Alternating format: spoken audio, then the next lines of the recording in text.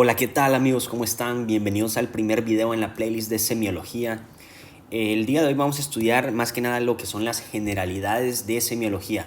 Esta es una de las materias, yo diría, más importantes de la carrera de medicina porque es lo que les va a dar la base para entender todas las enfermedades que estudien en las materias clínicas. Entonces, si ustedes no saben bien semiología y no saben bien cuáles son los signos, los síntomas y todos los demás conceptos que veremos en este video y en los demás, va a ser un poco más difícil que puedan comprender las enfermedades. Entonces considero que los videos de esta playlist van a ser de mucha ayuda para ustedes. Bien, entonces el primero, bueno, antes de empezar, si les gustaría tener acceso a estos apuntes que ven acá, los dibujos que hago, también con acceso a los documentos escritos que hago para cada video y también bancos de preguntas con la respuesta explicada al final, pueden obtenerlos en mi página web que es jdlectures.org, ahí se las dejo en la descripción. Y bueno, sin más que decir, empecemos. Entonces, conceptos básicos. Primero que nada, ¿qué es la semiología? Pues tenemos tres conceptos que tenemos que considerar a la hora de estudiar semiología. Semiología, semiotecnia y propedéutica. Si bien estos tres conceptos hablan de cosas muy parecidas, son conceptos independientes. La semiología es el estudio de los signos y de los síntomas. Dicho de otra manera, es el estudio que permite la identificación de los signos y de los síntomas para poder de esa manera interpretarlos y llegar a un diagnóstico. Esa es la semiología. Y por lo tanto, la semiología nos permite clasificar las enfermedades en medicina. Todas las enfermedades se clasifican basándonos en todas estas características clínicas. Es por este motivo que en esta playlist de semiología vamos a tener videos, por ejemplo, cuando veamos la semiología del sistema nervioso, vamos a ver cuáles son los síntomas y los signos que afectan al sistema nervioso, vamos a ver cómo se clasifican las enfermedades neurológicas y también vamos a ver cuáles son los métodos de diagnóstico para cada enfermedad. Esa es la semiología, ¿bien? Y ya después en los videos, por ejemplo, de la playlist ya propiamente de neurología, ahí sí ya vamos a tener videos para cada enfermedad en específico. Por ejemplo, esclerosis múltiple. Vamos a ver cuál es su etiología, fisiopatología, todo lo demás. Y vamos a profundizar otra vez en algunos conceptos que vemos acá, pero los vamos a ver nuevamente en cada enfermedad, junto con las opciones terapéuticas que le ofrecen a cada enfermedad. Bien, entonces, bueno, ahora el concepto de semiotecnia abarca el conjunto de técnicas que el médico utiliza para identificar e interpretar estos signos y síntomas. Son los métodos, es la metodología utilizada, ya sea la exploración física, la anamnesis, la interpretación de estudios complementarios. Esa es la semiotecnia. Y por último, la propedéutica es la forma en que yo puedo enseñarle a un estudiante de medicina a realizar esto. Por eso muchas veces en la universidad, por ejemplo, en mi universidad, la materia no se llamaba semiología, se llamaba propedéutica. Porque en realidad la propedéutica clínica es lo que les enseña a cómo practicar la semiología de forma correcta. Pero bueno, estos tres conceptos van muy de la mano, así que es importante que los sepan reconocer, pero que no los confundan y que no piensen que son sinónimos. Listo. Bueno, entonces, aquí tenemos al Dr. House, que claramente no es el mejor ejemplo para verlo desde una relación médico-paciente, porque no se lleva muy bien con sus pacientes, pero si lo ven desde la parte de interpretación e identificación de signos y síntomas, pues por eso lo decidí poner, porque pues es el mejor doctor para el diagnóstico de las enfermedades. Que bueno, entonces este es el primer video y vamos a ir hablando en cada tema de diferentes aspectos de la semiología. Bueno, antes que nada, antes de empezar con algunos de los conceptos principales, me gustaría que sepamos definir el concepto de salud y el concepto de enfermedad. ¿Cómo hago yo para diferenciar entre salud y enfermedad? Bueno, la definición que les da la OMS, o sea, ustedes pensarían, una persona con salud es toda aquella persona que no tiene enfermedades. Pero en realidad se quedan cortos. La definición de salud se refiere al completo estado de bienestar físico, esto hace referencia a las enfermedades físicas, ¿ok? Mental, ¿ok? El estado psicológico, qué tan bien está mi salud mental, esto también se abarca dentro de la salud. Y mi salud social, mis amistades, con quién me relaciono, si tengo una buena relación con mi familia, tengo amigos, todo eso, si tengo una pareja, todo lo demás. Eso abarca el concepto de salud y por lo tanto una persona saludable va a presentar entusiasmo, va a presentar ganas de buscar sus objetivos en la vida. Entonces eso caracteriza a una persona con salud. Ahora, una persona enferma es lo opuesto, es aquella persona que tiene una alteración de sus funciones fisiológicas, una alteración del estado general. Por lo tanto, esta persona va a caracterizarse por un rasgo de impotencia. La persona no va a querer hacer nada porque está enferma, bien, ya sea por una enfermedad física, no sé, una neumonía, una enfermedad mental o el simple hecho de no tener una buena relación social con su entorno. Entonces eso es enfermedad. Y estas enfermedades pueden ser ya sea por causas internas, por ejemplo, alguna mutación en el genoma, o puede ser por causas externas, por ejemplo, una infección por alguna bacteria o los factores del medio ambiente. Todas esas cosas influyen en la aparición de enfermedades. Entonces ya saben cómo definir salud y cómo definir enfermedad. De hecho, me gustaría mencionar que enfermedad no es lo mismo que síndrome, que es lo que vamos a ver aquí abajo. Ahorita lo vamos a ver, pero la enfermedad tiene una causa específica. Yo puedo decir, esa enfermedad está causada por tal cosa. Por ejemplo, tengo una anemia por deficiencia de hierro, que está causada por la deficiencia de hierro. Bien, entonces, un síndrome, en cambio, es algo que abarca un conjunto de posibles diagnósticos diferenciales, que eso es lo que vamos a ver ahorita. Entonces, vean, vamos a hablar de los hallazgos semiológicos. ¿Cuáles son los dos principales hallazgos semiológicos? Pues los síntomas y los signos. De hecho, semiología, se me olvidó decirles, es el estudio de signos y síntomas, eso, así es su etimología. Semio hace referencia a signos y logía significa el estudio de los signos y síntomas para llegar a un diagnóstico. Entonces, primero, ¿qué es un síntoma y cómo se diferencia de un signo? Esto es algo que puede llegar a ser medio confuso porque hay algunos síntomas que pueden llegar a ser signos y algunos signos que pueden llegar a ser síntomas. Eso es algo que puede ser medio confuso, pero si nos basamos en la definición propiamente, un síntoma es aquel dato subjetivo, es aquel dato que yo no puedo percibir si no es que el paciente me lo dice. Por ejemplo, el paciente tiene dolor. Claro, yo puedo percibir signos que indiquen que tiene dolor, pero el dolor propiamente yo nunca lo voy a poder detectar porque yo no me voy a poder meter en el cuerpo de esa persona para ver si en realidad tiene dolor. Bien, entonces son datos subjetivos que solamente el paciente refiere y que el médico no es capaz de detectar a menos que realice una buena anamnesis. Que esto vamos a tener un video específico de cómo realizar el interrogatorio en la historia clínica. Esto es de las cosas más importantes porque eso es lo que les va a permitir identificar la mayor parte de síntomas para llegar al diagnóstico correcto. ¿Cómo se clasifican los síntomas? Se clasifican de acuerdo al grado de afectación, es decir, si se mantienen localizados al sitio donde está la enfermedad o la patología o si son sistémicos, si son el reflejo de un compromiso sistémico, pues. Entonces, los síntomas locales, por ejemplo, acá tenemos una persona con dolor en el pecho, dolor precordial. Este sería un dolor, un síntoma local, porque estamos hablando de un dolor que refleja el problema a nivel del pecho. Imagínense que este es un paciente con infarto, entonces el problema está debido a la obstrucción de las arterias coronarias que les está dando ese dolor por la isquemia miocárdica. En cambio, un síntoma constitucional o sistémico es aquel en que, por ejemplo, yo tengo una infección, digamos, una infección urinaria o una infección pulmonar, una neumonía, y en esa neumonía se producen diversas citocinas, mediadores de la inflamación, que viajan, por ejemplo, al hipotálamo. En el hipotálamo producen cambios en la temperatura corporal, por ende aparece fiebre. La fiebre en realidad es más un signo, pero podemos considerar otros síntomas, por ejemplo, astenia, debilidad, ¿okay? Adinamia, náuseas. Todo ese tipo de cosas que hablan de un estado de compromiso general. Esos son síntomas constitucionales, bien, que no se quedan confinados al sitio de la propia patología.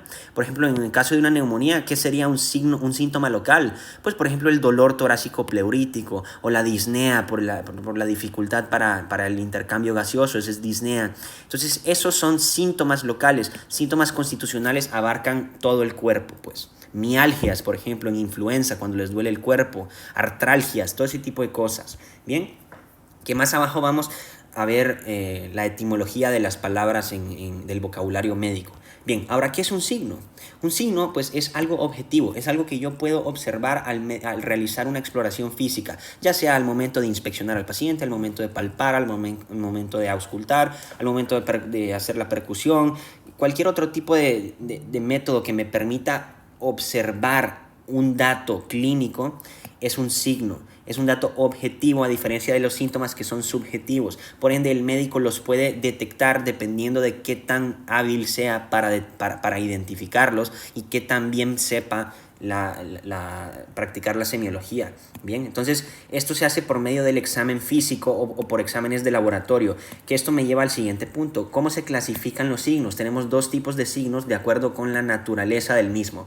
Los signos clínicos son aquellos que yo percibo por medio de la exploración física. No necesito ningún estudio complementario para identificarlo. En cambio, un signo paraclínico es aquel que yo no puedo identificar a la simple exploración física. Sí pueden haber datos, ¿ok? Pero se identifican propiamente con estudios de gabinete, estudios de laboratorio, estudios de endoscopía, por ejemplo. Son signos que yo solamente puedo observar utilizando equipo especializado. Bien, y bueno, aquí les tengo dos ejemplos. Por ejemplo, aquí tenemos un paciente con ictericia, un paciente con una facies ictérica, que esto indica un problema hepático. Vemos acá la cara amarilla, igual si ven la esclerótica también está amarilla. Eso es un paciente con ictericia, es un signo clínico porque lo observo a la exploración física, a la inspección de las facies del paciente, lo detecto. En cambio acá, esta es una imagen de una radiografía de tórax. Este es un signo paraclínico porque yo no tengo rayos X en mis ojos para ver los pulmones de mi paciente, a menos que utilice una prueba que es una radiografía de tórax. Y aquí ya puedo observar, por ejemplo, aquí hay una consolidación. Esto sería una neumonía en el lóbulo inferior del pulmón izquierdo, por ejemplo. Bien, entonces eso es los signos paraclínicos. Entonces ya saben qué es un síntoma y un signo. Ahora, ¿qué es un síndrome? Un síndrome es cuando yo agarro los síntomas y los signos y los junto. Eso me da un síndrome. O sea, es el conjunto de signos y síntomas que me dan un patrón característico. Sin embargo, este patrón puede tener múltiples causas, como ven acá. No es lo mismo que una enfermedad. Por ejemplo, les voy a poner un ejemplo. Un síndrome sería un síndrome anémico. El paciente que viene con datos de anemia, palidez, debilidad, cansancio, todo ese tipo de cosas. Ese es un síndrome anémico. Pero yo todavía no he establecido la causa de ese síndrome anémico. Puede ser una anemia megaloblástica, una anemia por deficiencia de hierro, una anemia de los procesos crónicos, lo que es cualquier tipo de anemia que ustedes quieran. Para yo poder determinar el tipo o la causa de este síndrome anémico, yo tengo que recurrir a mis estudios de laboratorio, en las que ya, por ejemplo, le puedo pedir un perfil de hierro, en la que voy a ver los niveles de ferritina, el hierro y todo lo demás. Y así voy a ver si en realidad se trata de una anemia por deficiencia de hierro, o le pido vitamina B12, o le pido ácido fólico para ver si no es una anemia megaloblástica, o le hago una buena historia clínica para ver si no tiene algún proceso crónico, alguna enfermedad inflamatoria intestinal, lo que ustedes quieran. Eso me define un síndrome, un conjunto de signos y síntomas con muchas causas, pero ya una vez entendemos cuál es la causa específica, esto ya no es un síndrome, sino que es una enfermedad. Por ejemplo, una neumonía es un síndrome porque puede tener muchas causas, pero vengo yo y le hago una prueba de un cultivo, por ejemplo, que casi nunca se hace, un cultivo de esputo, y veo que es Streptococcus pneumoniae, ahí es una neumonía neumocócica, porque ya sé la causa, ¿bien? Entonces espero que les quede claro ese concepto. Bien, ahora vámonos con el concepto de epónimo. La verdad no sabía dónde incluir este concepto, así que lo decidí poner acá porque pues va de la mano con todo esto que estamos viendo. Entonces, un epónimo es cuando yo le doy el nombre de una persona a algo en medicina. O sea, por ejemplo, cuando una persona descubre una estructura anatómica o la describe por primera vez, se le da el nombre a esa estructura anatómica, se le da el nombre de la persona que lo descubrió. Por ejemplo, las trompas de Falopio, cuando hablamos de las trompas uterinas. Y estos epónimos se pueden utilizar no solamente para estructuras anatómicas, sino para muchas otras cosas. Por ejemplo, enfermedades como sería enfermedad de Crohn, enfermedad de Lyme, enfermedad de Huntington, que bueno, igual se puede utilizar para referirse a ciudades. Por ejemplo, enfermedad de Lyme, que es por una bacteria, Borrelia burgdorferi, que esa es una bacteria, que es una enfermedad que se descubrió en la ciudad de Lyme, en Connecticut. Entonces, Por eso se llama enfermedad de Lyme, que también sería un epónimo. Bien, un síndrome es, por ejemplo, síndrome de Down, síndrome de Asperger. ¿Qué otros síndromes hay? Síndrome de Prader-Willi, síndrome de Angelman, muchos otros síndromes, síndrome de Patau, de Edwards, todos esos llevan el nombre de la persona que los describió por primera vez. Signos o hallazgos, por ejemplo, signos. El signo de Romberg, por ejemplo, que es el que me habla de un problema en la parte posterior de la médula espinal, que el paciente cierra los ojos y cuando cierra los ojos empieza a tambalear. Ese es el signo de Romberg. El signo de Bloomberg para detectar irritación peritoneal. El signo de Nikolsky para ver el paciente con, por ejemplo, con pénfigo, el paciente en que yo le raspo, no le raspo, sino que yo fricciono la piel y las capas se separan entre sí, o en paciente con impétigo ampolloso. Ese es el signo de Nikolsky. Maniobras, también puede ser para maniobras, por ejemplo, la maniobra de Leopold para explorar a la paciente obstétrica, la maniobra de Allen para ver si el paciente le pueden hacer una gasometría, la maniobra de Neer para problemas en el hombro, ¿ok? También puede utilizarse para estructuras, como les he dicho, pues estructuras, las trompas de Falopio, la trompa de Eustaquio, el ángulo de Lewis, todas esas cosas que ven en anatomía que llevan epónimos extraños, pues ese es el concepto, que de hecho ya no se prefiere, en la nomenclatura anatómica actual ya no se prefiere utilizar los epónimos, se prefiere utilizar el nombre anatómico. O sea, en realidad en vez de decir trompas de Falopio, la nomenclatura correcta es trompas uterinas. Pero ustedes van a ver que muchas personas les siguen diciendo trompas de Falopio, por ejemplo. Igual puede ser para hallazgos ya sea de laboratorio, de imagen, hallazgos anatomopatológicos, por ejemplo, un hallazgo en la radiografía de tórax, las líneas B de Kerley, ¿okay? O un hallazgo en la microscopía, cuando ven una muestra de un linfoma de Hodgkin, que van a ver las células de Reed-Steinberg, ¿okay? Esos son hallazgos que llevan el nombre de la persona que lo describió por primera vez. Maniobras, pues ya lo vimos, y procedimientos, pues también podemos considerar algunos procedimientos, como por ejemplo la miotomía de Heller para el tratamiento de acalasia, la cirugía de Whipple, que es la pancreatoduodenectomía para extirpar en cáncer de páncreas, que esa es la cirugía de Whipple, ¿ok? Y bueno, muchas otras cosas, igual incluso para instrumentos médicos, por ejemplo las pinzas de Ferguson y muchas otras cosas. Pero bueno, ese es un epónimo. Bien, entonces, ahora ya que entendemos qué es una enfermedad, qué es un síndrome, qué es un signo, un síntoma y todos los conceptos previos que vimos, ya podemos estudiar cuáles son las características de una enfermedad. Esto es algo muy importante porque cada vez que estudien una enfermedad, ustedes van a estudiarla basándose en cada uno de estos conceptos. Muy bien, pues empecemos con el concepto de etiología. Para esto vamos a utilizar un ejemplo, vamos a utilizar neumonía y vamos a utilizar infarto agudo al miocardio para explicarlo. Etiología es la causa. ¿Qué me está causando la enfermedad? ¿Cuál es la causa? ¿Yo la puedo detectar? En caso que la pueda detectar, ¿cuál es? Bueno, en el caso de una neumonía, supongamos que es una neumonía por el Streptococcus pneumoniae. Ese sería el agente etiológico de la neumonía. Si consideramos un infarto agudo al miocardio, la etiología sería la obstrucción de la arteria coronaria por ateroesclerosis, ¿ok?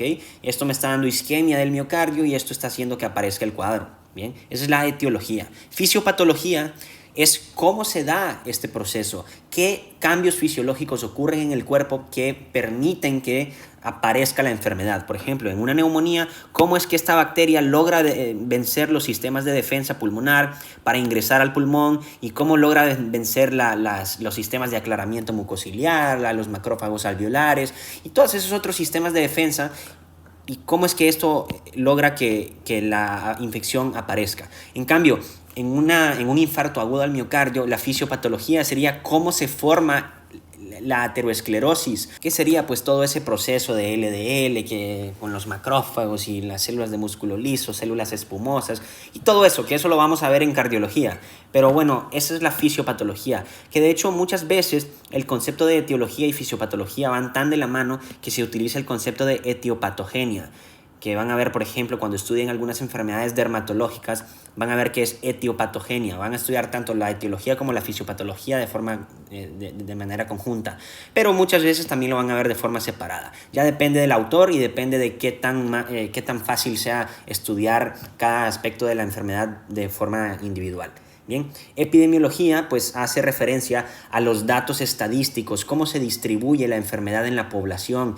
También permite conocer los factores de riesgo, es decir, cuáles son esas características detectables en la población que estoy estudiando que las vuelven más propensas a sufrir una determinada enfermedad. Bien, esa es la epidemiología, me permite conocer las características de mi población.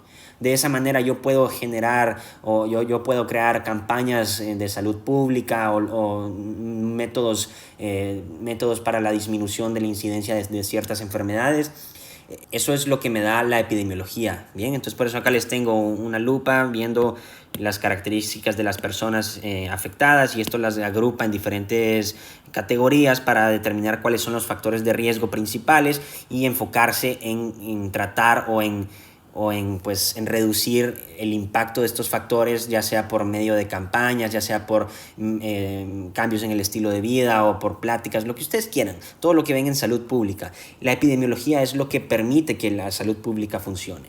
Bien, entonces, bueno, esos son los primeros tres conceptos: etiología, fisiopatología y epidemiología. Por ejemplo, en el caso de un infarto al miocardio, pues van a considerar qué son esos factores de riesgo que predisponen a que un paciente tenga infarto: obesidad, dislipidemias, pues hipertensión arterial, diabetes mellitus mal controlada, antecedentes familiares de infarto en la familia y muchas otras cosas. En la neumonía, pues pacientes que fuman, EPOC, pacientes inmunocomprometidos, pacientes mayores de 65 años, pacientes con alteraciones estructurales en la vía aérea, por ejemplo con bronquiectasias, pacientes con enfermedades genéticas como fibrosis quística. Todos esos son los factores de riesgo en el caso de una neumonía y por ende se estudian en la parte de epidemiología.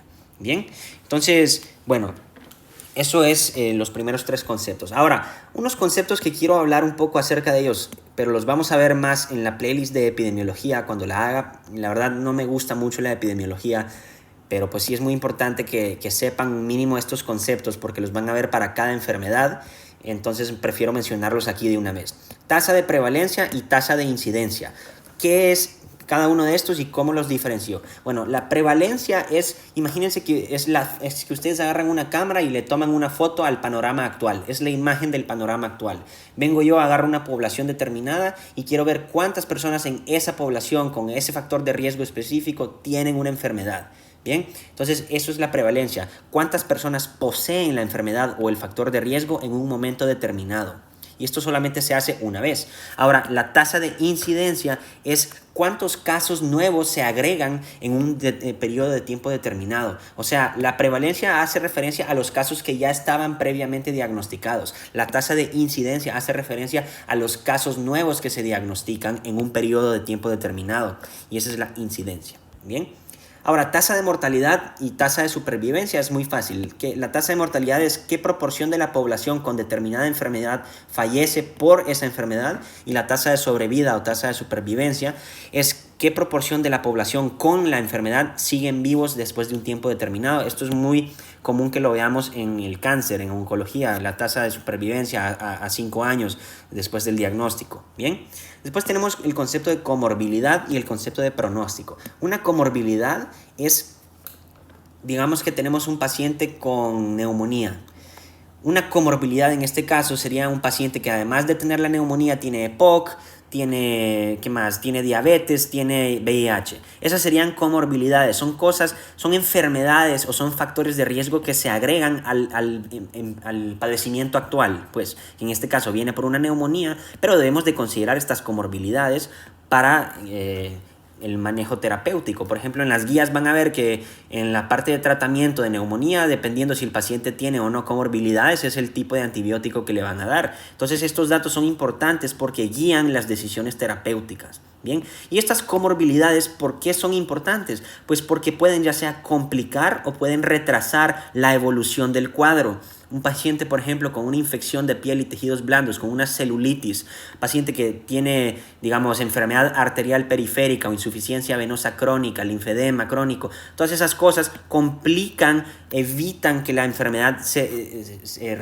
que haya resolución del cuadro clínico. Eso es una comorbilidad, ¿bien? Ya sea complican o retrasan, y por eso se tienen que considerar a la hora de tomar la decisión del manejo del paciente. Pronóstico es basándome en la información actual que tengo del paciente. en sus signos y síntomas, en su diagnóstico actual, en la severidad del diagnóstico, en sus comorbilidades, en sus antecedentes. Esto es el pronóstico. Yo voy a determinar cuál es la probabilidad de que este paciente tenga una adecuada evolución. Si tiene una adecuada evolución, va a tener un buen pronóstico para la vida. También vamos a considerar si tiene buen pronóstico para estar exento de complicaciones. Puede que el paciente tenga buen pronóstico para la vida, pero pues le tengan que amputar el pie. Entonces, pues tiene buen pronóstico para la vida, pero no buen pronóstico en la parte de complicaciones, porque ya tiene el pie diabético y ya no hay forma de salvarlo. Entonces, el pronóstico considera tanto la evolución del cuadro clínico desde un aspecto general y la presencia de complicaciones que pueden dejar algún tipo de discapacidad. Bien, esto lo vamos a ver con detalle más en los videos de historia clínica, cuando veamos el pronóstico, qué tipos de pronóstico existen y todo lo demás. Pero aquí solamente les explico como una introducción para que sepan qué es el concepto cuando lo utilicen en los demás videos. Bien, entonces ya sabemos los componentes de una enfermedad. Ahora, una vez hemos estudiado la enfermedad, ahora vamos al diagnóstico. ¿Cómo hago el diagnóstico? Bueno, primero debemos definir el concepto de diagnóstico. ¿Cómo defino el concepto de diagnóstico? Pues es la identificación de una enfermedad o de un síndrome. Veremos ahorita que hay diferentes tipos de diagnóstico, pero el diagnóstico es la base de la semiología, porque es lo que me va a permitir tomar las decisiones terapéuticas. Si yo tengo un mal diagnóstico desde el principio, puede ser que yo dé el mejor tratamiento para ese diagnóstico que yo creo que tiene el paciente, pero no voy a curarlo porque desde el principio mi diagnóstico fue erróneo. Entonces, vean la importancia del diagnóstico. Es la identificación lo que me permite determinar el pronóstico y el tratamiento de la enfermedad. Bien, entonces, ¿cuáles son los tipos de diagnóstico? Tenemos primero que nada el diagnóstico presuntivo o diagnóstico preliminar. Estos son diagnósticos iniciales, son diagnósticos que yo hago cuando no tengo suficiente información como para establecer un diagnóstico definitivo o un diagnóstico nosológico.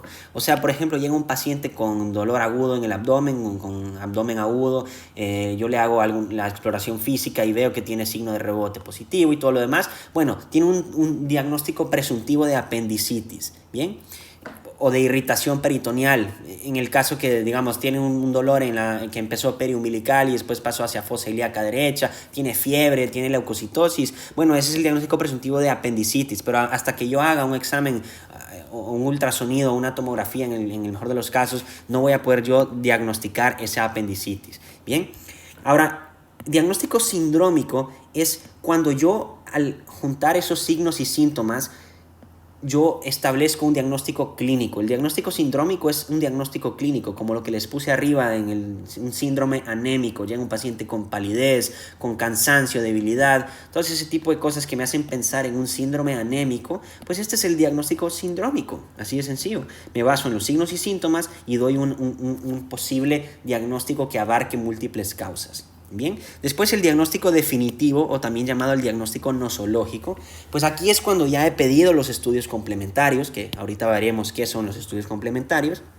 ya sean estudios de laboratorio, estudios de gabinete, endoscopías, alguna punción lumbar, por ejemplo, en la sospecha de una meningitis.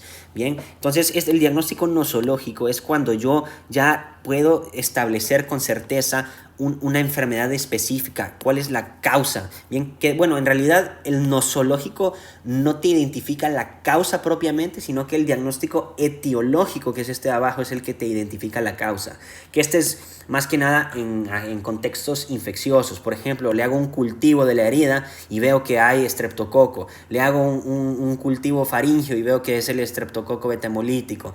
O cualquier otro tipo de cosas. Ese es el diagnóstico etiológico. Le hago un hemocultivo y veo que crece el estafilococo meticilino resistente. Bueno, eso es una infección, una bacteriemia por estafilococo meticilino resistente. Ese es el diagnóstico etiológico. Bien. Entonces, nosológico y etiológico van muy de la mano, pero el etiológico es cuando ya determinan la causa exacta. Bien.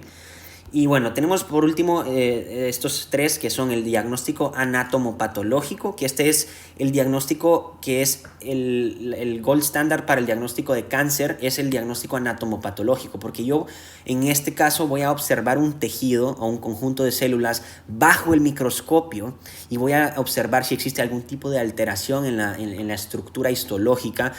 Y dependiendo de eso es que yo voy a poder emitir un diagnóstico anatomopatológico. Bien, entonces vean, acá tenemos por ejemplo una muestra, estamos observándola y vemos que aquí por ejemplo esta es una muestra de la epidermis, vemos aquí que hay acantólisis, vemos que este es un problema, por ejemplo, esta la saqué de mis videos de Impetigo, entonces por ejemplo vemos que aquí hay acantólisis, que esto es lo que aparece por la liberación de la toxina exfoliativa. Bien, entonces ese es un diagnóstico anatomopatológico que también puede aparecer en pénfigo, por ejemplo, la acantólisis por la interrupción de las uniones desmosómicas. Bien, después tenemos el diagnóstico diferencial. El diagnóstico diferencial es el abanico de posibilidades. O sea, tenemos un paciente que entra con dolor precordial. Mejor, tenemos un paciente que entra con datos de neumonía. Bueno, podemos tener un diagnóstico diferencial que abarca la neumonía, pero también podemos tener una insuficiencia cardíaca descompensada, un edema pulmonar, un paciente con EPOC exacerbado. Esos son los diagnósticos diferenciales. Son aquellas posibilidades que yo debo de considerar aparte del diagnóstico presuntivo que yo tengo. ¿Bien? Y esto es importante porque dentro del diagnóstico diferencial, si vemos que no hay una buena respuesta al tratamiento, yo puedo considerar otras opciones de tratamiento que se adapten a los otros diagnósticos diferenciales. Bien, y bueno, por último tenemos el diagnóstico de exclusión o el diagnóstico exclusivo. Es aquel en que yo solamente voy a poder diagnosticar descartando otras patologías. Bien, o sea, yo no puedo diagnosticar esta enfermedad hasta que yo haya descartado todas las otras posibilidades con estudios de imagen, estudios de laboratorio, endoscopía, y veo que no hay nada que me indica de otra enfermedad. Bueno, diagnóstico por descarte, la enfermedad en este caso es esta, porque no hay otra enfermedad que explique el proceso o el cuadro clínico. Bien. Y bueno, también podemos considerar los diagnósticos patognomónicos, que esto es algo que se me olvidó decirles arriba, que también existe otra clasificación que son los signos patognomónicos, que eso es lo que se denomina cuando un signo es característico de una enfermedad. De tal manera que solamente con la identificación de ese signo o síntoma yo puedo diagnosticar casi al 100% la enfermedad. Por ejemplo, las manchas de Koplik en sarampión. Ese es un diagnóstico patognomónico porque en ninguna otra enfermedad voy a ver manchas de Koplik. ¿Bien? Y entonces ahora vámonos con el siguiente apartado del video, que es el de estudios complementarios o estudios auxiliares. Entonces, estos son los estudios que yo voy a utilizar para confirmar mis sospechas diagnósticas. Y existen muchos tipos de estudios auxiliares o complementarios que vamos a verlos todos acá. No los vamos a ver con detalle, cada uno lo veremos en sus clases respectivas de semiología. Cuando veamos, por ejemplo, la biometría hemática, la vamos a ver en hemato, o sea, en la semiología del sistema hematológico. ¿Qué otro? Las pruebas del perfil hepático lo veremos en gastroenterología, las pruebas de función renal la veremos en nefrología, las pruebas de función pulmonar las veremos en semiología respiratoria, todo eso, ¿ok? Entonces, los estudios complementarios o pruebas complementarias se clasifican en 4 grupos, ¿bien? Y estos me confirman el diagnóstico. Pueden ser estudios de laboratorio, también llamados análisis clínicos, pueden ser estudios de gabinete, pueden ser estudios anatomopatológicos o pueden ser estudios mínimamente invasivos, que dentro de estos estudios mínimamente invasivos me abarca pues la endoscopía, los sondajes, cateterismos, punciones, pero es importante mencionar que estos estudios mínimamente invasivos pueden ser utilizados tanto para fines diagnósticos como para fines terapéuticos. Por ejemplo, un paciente que tiene sangrado de varices esofágicas, yo le puedo tratar ese sangrado de varices esofágicas por vía endoscópica, pero también le puedo diagnosticar un cáncer de colon a un paciente por medio de una colonoscopía, por ejemplo, o una enfermedad inflamatoria intestinal por medio de una colonoscopía, o una úlcera péptica por medio de una esófago gastroduodenoscopía. Bien, ese es el concepto acá, que los estudios mínimamente invasivos son tanto diagnósticos como terapéuticos, y los vamos a mencionar más abajo. Bien, solo que antes de empezar con cada uno de estos estudios, considero que es importante que definamos todos estos conceptos: sensibilidad y especificidad, falso positivo y negativo, valores predictivos, exactitud y precisión, rango de referencia y factores de interferencia. Estos son conceptos muy importantes porque los van a ver para cada prueba que vean, especialmente los de sensibilidad y especificidad. Son los más comunes que van a ver y son muy importantes porque me ayudan a determinar el tipo de prueba que voy a pedir y me ayudan a interpretar esos resultados de la forma correcta. Entonces, empecemos acá con sensibilidad y especificidad. Bueno, en realidad, antes de explicar sensibilidad y especificidad, creo que es mejor que expliquemos falso negativo y falso positivo. Esto es muy fácil. Un falso negativo es un paciente que tiene la enfermedad, ¿ok?, pero que se hizo la prueba y en la prueba salió que es negativo. Por eso es un falso negativo, porque en realidad no es negativo. La prueba dio un resultado negativo, pero el paciente en realidad sí tiene la enfermedad. Imaginemos un paciente con VIH. En la prueba salió que el paciente tiene resultado negativo contra VIH, pero en realidad el paciente sí tiene VIH. ¿Okay? Falso positivo es cuando un paciente que no tiene la enfermedad, por ejemplo, un paciente que no tiene VIH, se hace la prueba de laboratorio y sale positivo. Entonces, por eso acá está todo asustado porque salió positivo, pero en realidad no tiene que estar asustado porque en realidad no tiene VIH. Y de acá piensa que no tiene nada, pero en realidad sí lo tiene. Entonces, esos son los primeros conceptos que debemos de considerar. Bien, y algo que voy a explicar ahorita, pero solo lo voy a mencionar ahorita, pero lo voy a explicar más adelante, es que la sensibilidad y la especificidad no dependen de la prevalencia. Ya vamos a entender esto, pero antes de explicar esto, ahora sí vámonos con estos conceptos. Sensibilidad. La sensibilidad es, imagínenselo, qué tan sensible es esta prueba para detectar a los pacientes enfermos. Bien, o sea, una prueba con buena sensibilidad es muy buena para detectar pacientes que tienen la enfermedad como positivos. Bien, por lo tanto, una prueba con alta sensibilidad se asocia con muchos verdaderos positivos, o sea, pacientes que tienen la enfermedad y les da positivo, y pocos falsos negativos. Pues sí, porque si hablamos de que esta prueba es buena para detectar a los enfermos, entonces van a haber pocos falsos negativos.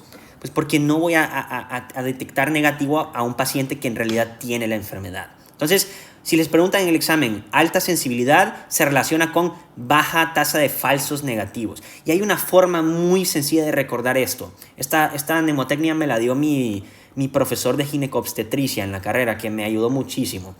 Sensibilidad empieza con S de sano. Ahora solamente denle la vuelta. S, cámbienla por la letra E de especificidad. No sé si me entienden. O sea, imagínense que sensibilidad y especificidad les cambian la primera letra. Ahora sensibilidad empieza con E y especificidad empieza con S, porque si se fijan, las letras están invertidas. Entonces, la segunda letra de la palabra en sensibilidad es E, de enfermos. Y la segunda letra de la palabra en especificidad es S, de sanos. Entonces, la sensibilidad detecta los enfermos. Y incluso es más fácil si ven EN, enfermos. Y la especificidad detecta a los pacientes sanos. Entonces, así lo recuerdo yo. Entonces, ahora ya sabemos que la sensibilidad detecta enfermos y por ende detecta muchos verdaderos positivos y pocos falsos negativos. Y la especificidad, que ya sabemos que S de sanos, tenemos un grupo de pacientes.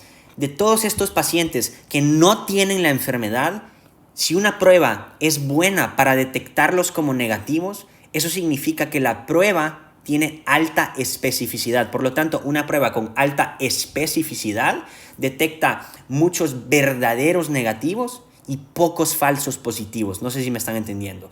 Y una prueba con baja especificidad se asocia con pocos verdaderos negativos y muchos falsos positivos. Bien, porque, o sea, si tiene baja especificidad, los pacientes que en realidad son negativos no van a ser negativos y por ende van a salir positivos y esto va a darme falsos positivos. Bien, entonces esa es la gran diferencia. Espero les haya quedado claro.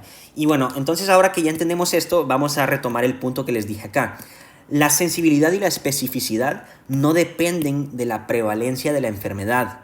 O sea, si yo agarro una población determinada no importa qué tan común sea la enfermedad en esa población, porque lo que me importa en este caso es qué tan buena es la prueba para detectar a los pacientes que tienen la enfermedad o que no la tienen. En cambio, estos valores que vamos a ver acá abajo, el valor predictivo positivo y el valor predictivo negativo, estos sí dependen de la prevalencia. Ya nos va a quedar más claro. Entonces, nada más para que nos quede súper claro, quiero volver a explicar brevemente esto. Sensibilidad. Imagínense que yo tengo 10 pacientes que tienen VIH.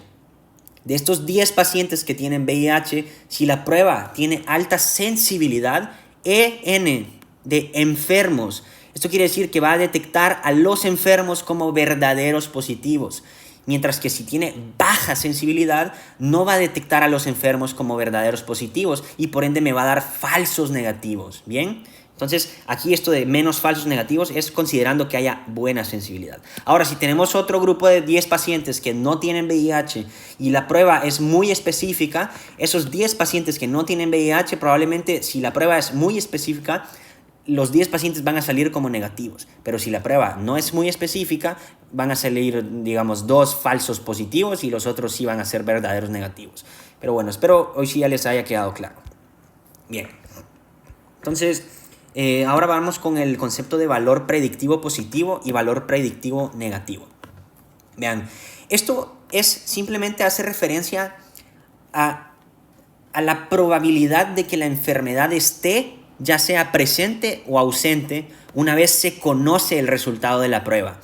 Esto significa que un valor predictivo positivo, ¿ok?, es la probabilidad de que la prueba identifique de forma correcta los pacientes enfermos al obtener un resultado positivo, ¿ok? Por lo tanto, si obtenemos un resultado positivo en una prueba que tiene alto valor predictivo positivo, existe mayor probabilidad para confirmar que el paciente presenta la enfermedad. Bien, en cambio, el valor predictivo negativo es la probabilidad de que la prueba identifique de forma correcta a los pacientes sanos al obtener un resultado negativo. O sea, el valor predictivo positivo, si yo tengo un resultado negativo y es un alto valor predictivo negativo, es muy probable que la enfermedad sí esté ausente. Bien, en cambio, si tenemos un bajo valor predictivo negativo y la prueba sale negativa, no podemos garantizar que el paciente en realidad no tiene la enfermedad. Y con el valor predictivo positivo, si sale positivo y la prueba sale positiva y el valor predictivo es alto, entonces es muy probable que tenga la enfermedad. Y aquí es donde les vuelvo a recalcar lo de la prevalencia.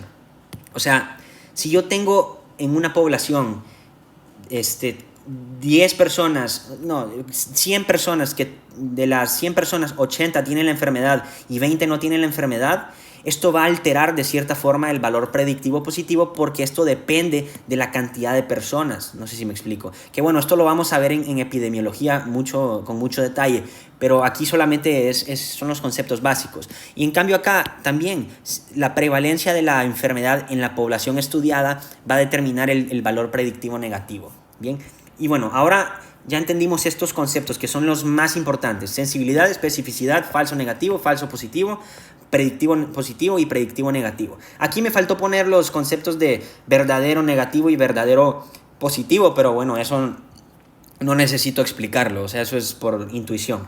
Bien, bueno, ahora vámonos con estos últimos conceptos: exactitud y precisión. Y después tenemos el rango de referencia y los factores de interferencia.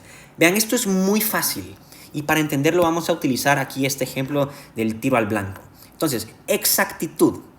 La exactitud es qué tanto me acerco yo al valor verdadero. Tenemos una prueba.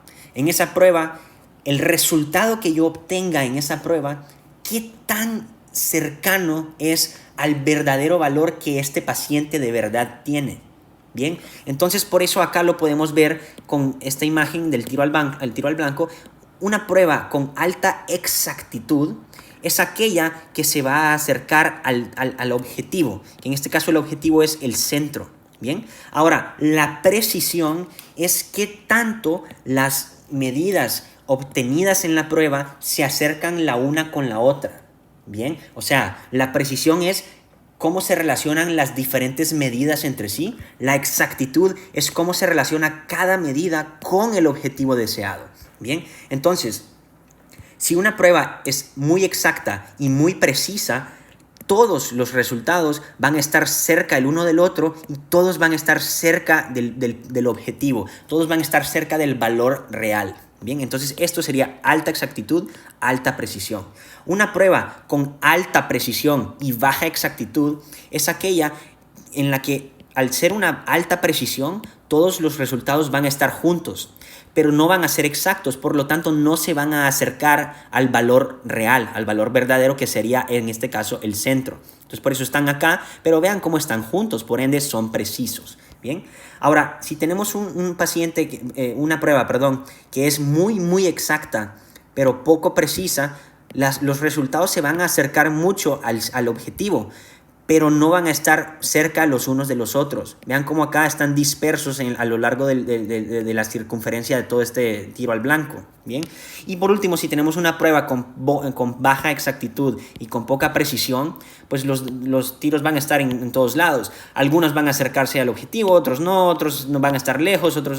Entonces, ese es el concepto. Cuando vean que una prueba tiene exactitud, precisión, sensibilidad, especificidad, todo eso se refiere a esto. Y ahora un detalle muy importante a considerar es que la exactitud, al ser independiente de los otros, de las otras pruebas como tal, o sea, si yo tengo una prueba que detecta los niveles de glucosa en sangre, que es muy exacta, pues no necesito hacer varias pruebas para ver si es exacta o no. Con hacer una prueba me doy cuenta si es exacta. En cambio, si yo quiero determinar la precisión de una prueba, yo tengo que hacerla de forma repetida, porque de esta manera yo voy a comparar qué tanto se acercan los valores entre sí. En cambio, con la exactitud solamente me hace falta hacerlo una vez para ver qué tanto se acerca al valor real. Bien, espero les haya quedado claro eso.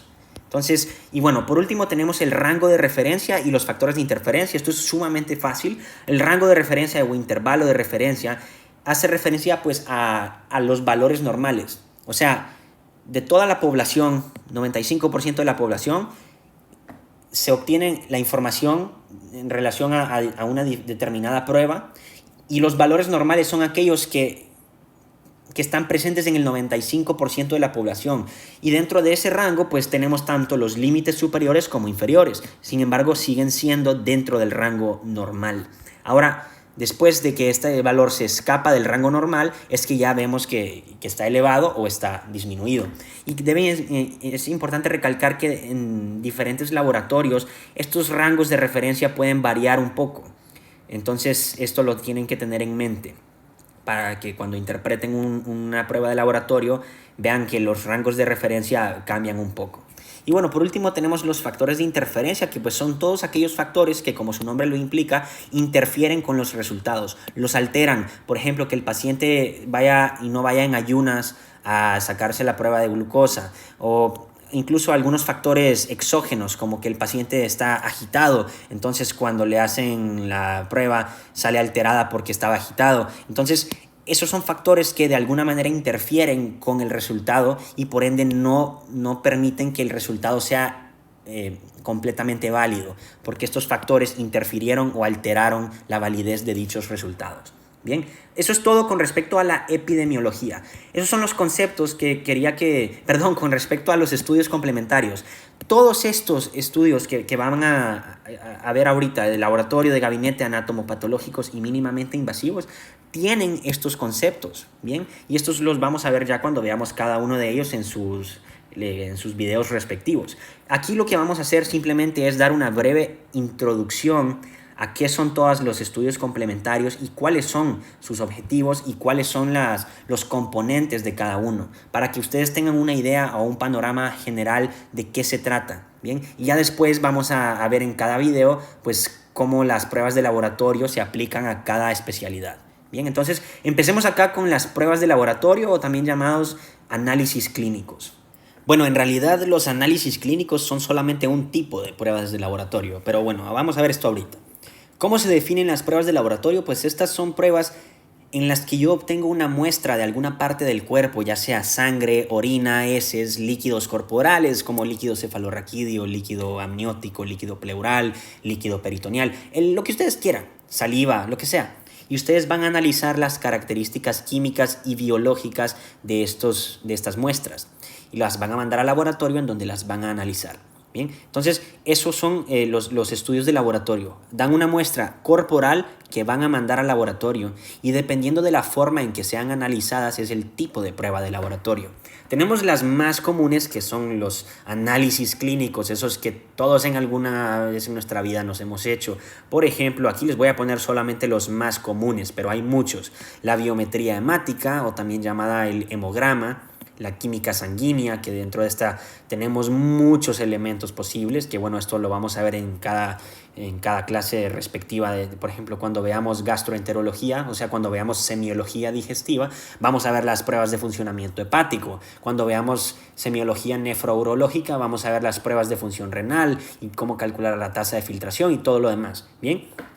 Después podemos considerar igual las gasometrías, podemos considerar examen general de orina, incluso podemos considerar todos aquellos otros análisis de líquidos corporales, análisis de líquido sinovial, análisis de líquido cefalorraquídeo para determinar si el paciente tiene o no una meningitis y muchos otros. Bien, después por el otro lado tenemos los estudios microbiológicos, en que igual voy a mandarles una muestra, sangre, orina, heces, líquidos, lo que sea, pero en este caso lo que vamos a ver es la presencia de microorganismos. Para ello vamos a utilizar ya sea cultivos, que todos estos los vamos a ver con detalle en microbiología, vamos a ver todos los tipos de cultivos que hay, cuáles son sus características, qué tipo de bacterias son buenas para detectar, vamos a ver las tinciones, tinción de Gram, todas las otras tinciones especiales como la tinción de Ciel-Nielsen para hongos y todas esas otras, perdón, Ciel-Nielsen para micobacterias, me equivoqué. Okay. Y bueno, después tenemos acá las pruebas bioquímicas, como las pruebas para detectar si las bacterias son productoras o no de catalasa, de oxidasa, si fermentan o no carbohidratos, todo ese tipo de cosas. Y por último tenemos los antibiogramas, que son para detectar la susceptibilidad de las bacterias a un determinado antibiótico, y esto sirve para determinar el tipo de tratamiento que le voy a dar. Bien, que bueno, ahora ya hay tantas bacterias resistentes que esperemos que no siga incrementando esto. Vamos después con el tercer tipo de estudio de laboratorio, que son los estudios inmunológicos. Aquí es donde yo detecto anticuerpos. Por ejemplo, estos se llaman los estudios de serología. Tenemos los estudios como ELISA igual, por ejemplo, para el diagnóstico de VIH, citometrías de flujo, tenemos la inmunohistoquímica, inmunofluorescencia, electroinmunotransferencia, y todos estos los vamos a ver en las clases de biología celular. Bien. Y después tenemos los estudios moleculares, que los estudios moleculares son la reacción en cadena de la polimerasa, también llamada PCR, electroforesis, secuenciación, que puede ser de Sanger o de nueva generación, las técnicas de transferencia como Western blot, Northern blot, Southern blot, las técnicas de FISH, que es la hibridación fluorescente in situ, los microarreglos y muchos otros, que estos también los vamos a ver en las clases de biología celular. Bien. Ahora vámonos con el segundo tipo de estudio complementario. Ya vimos las pruebas de laboratorio, que son las más comunes. Ahora vámonos con los estudios de gabinete. Los estudios de gabinete son aquellos que requieren de equipos especializados y que se realizan en entornos controlados. Bien, entonces estos solamente vamos a poner los más comunes de cada uno, pero pues se clasifican a grandes rasgos en tres grupos. Desde luego tenemos los estudios de imagen, tenemos los estudios electrofisiológicos y tenemos los estudios manométricos. Bien, los estudios de imagen pues son aquellos que todos ustedes conocen: radiografías, tomografía, resonancia magnética, ecografía, medicina nuclear, angiografías, densitometría ósea, ¿qué otro? Fluoroscopías, todas esas cosas. Que estas son estudios de imagen que los vamos a ver todos en la playlist de imagenología. Electrofisiológicos, acá vamos a tener aquellos estudios que detectan actividades eléctricas, como cuáles: el electrocardiograma en el corazón, el electroencefalograma en el cerebro, el electromiograma en el músculo esquelético, los estudios de conducción nerviosa, la polisomnografía, para ver cómo está el sueño del paciente. Bien, estos son estudios electrofisiológicos. Por ejemplo, el electro lo vamos a ver en semiología cardiovascular, el electroencefalograma lo vamos a ver en los estudios auxiliares de semiología neurológica.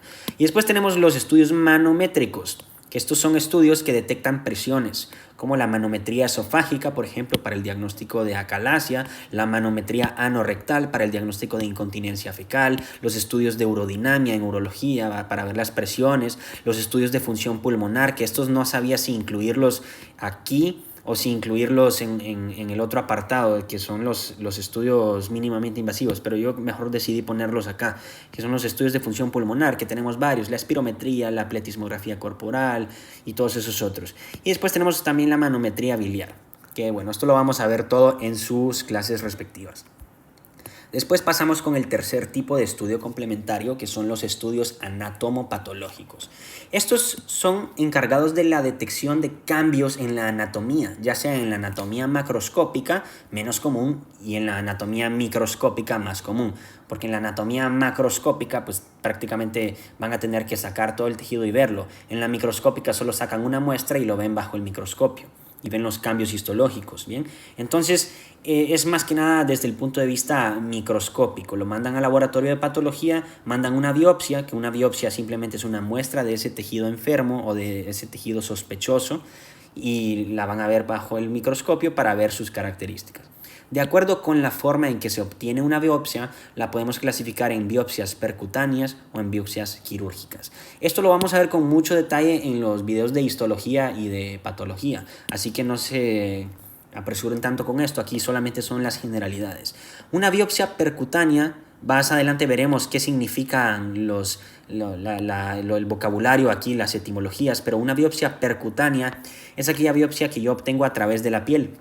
Vean acá, por ejemplo, para obtener una biopsia renal se utiliza una aguja, y esta aguja la meten a través de la piel hasta el tejido o hasta el órgano del cual quieren obtener la biopsia, o el órgano que quieren biopsiar, muchas veces guiado por algún estudio de imagen, principalmente ecografía, y ustedes van a puncionar el órgano y van a obtener una muestra. Dependiendo del tipo de aguja que usen, se consideran dos tipos: la punción con aspiración de aguja fina y la punción con aguja gruesa o aguja Trucut.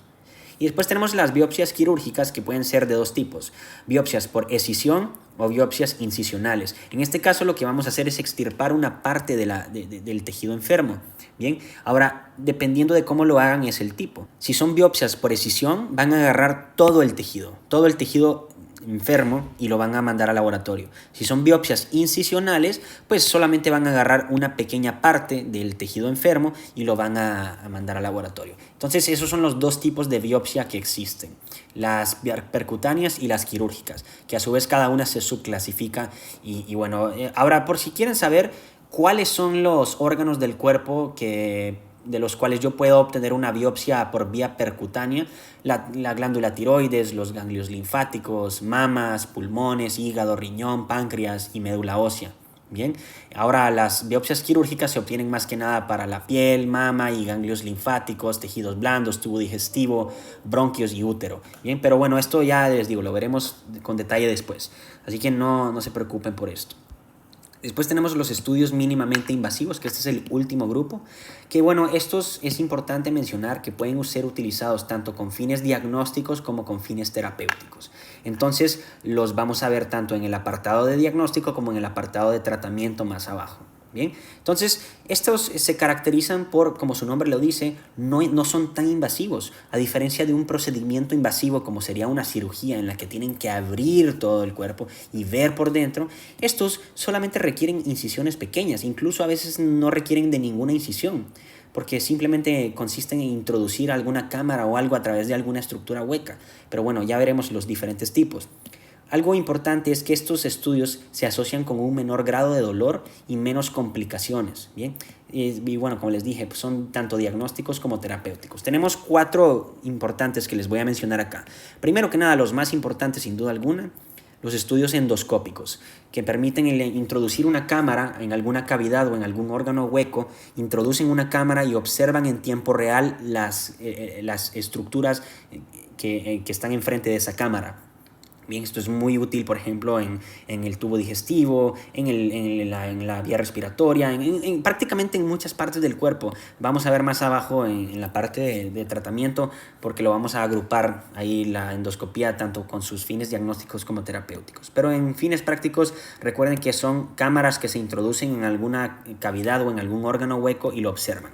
Después tenemos los sondajes, que los sondajes y estas son también en realidad más que nada terapéuticos, pero también pueden ser utilizados con fines diagnósticos en algunos casos. En los sondajes pues tenemos este dispositivo flexible, es un tubito delgado flexible que se llama sonda y también la van a introducir en alguna cavidad o en algún órgano hueco.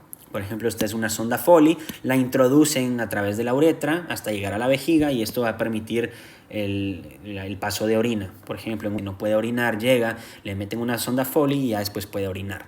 Bien, que bueno, es por esto que les digo, esto es más terapéutico, pero decidí incluirlo acá para que ya empiecen a entender qué son estos conceptos. Después tenemos los cateterismos. Los cateterismos, estos pues obviamente ustedes saben de ellos con sus funciones terapéuticas, por todos esos tratamientos que se pueden hacer por cateterismo, por ejemplo, la colocación de un stent coronario o todas esas otras cirugías que se hacen por vía transcatéter, algunas reparaciones valvulares, reemplazos valvulares. Entonces, los cateterismos son más que nada utilizados también, como les digo, con fines terapéuticos, pero también pueden ser utilizados con fines diagnósticos. Por eso lo incluí acá. Y después tenemos las punciones, que estas punciones consisten en la introducción de una aguja que perfora los tejidos blandos y pasa hacia alguna cavidad para ya sea introducir o administrar un líquido o también para drenar. Bien, entonces, bueno, estos son los 4 estudios mínimamente invasivos. Ahora vamos a verlos con detalle cuando veamos el tratamiento. Que bueno, aquí me gustaría hacer un breve anuncio.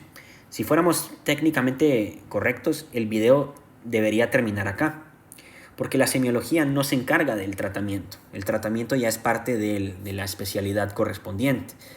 Sin embargo, yo considero relevante introducirles aquí los conceptos generales del tratamiento para que ustedes ya los dominen, a pesar de que no sea, digamos, campo de la semiología.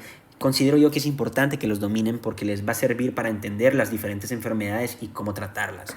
Bien, entonces, bueno, ¿cómo definimos tratamiento? El tratamiento simplemente se define como el acto de curar o aliviar un proceso patológico. Es el conjunto de intervenciones que yo utilizo para curar o para aliviar esa enfermedad.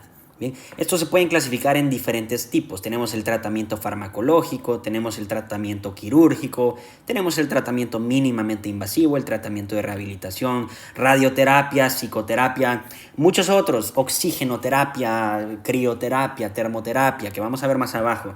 Y bueno, también tenemos las terapias alternas como pues, todas esas homeopatías, todo eso que no hay evidencia que funcione, pero muchas personas lo emplean.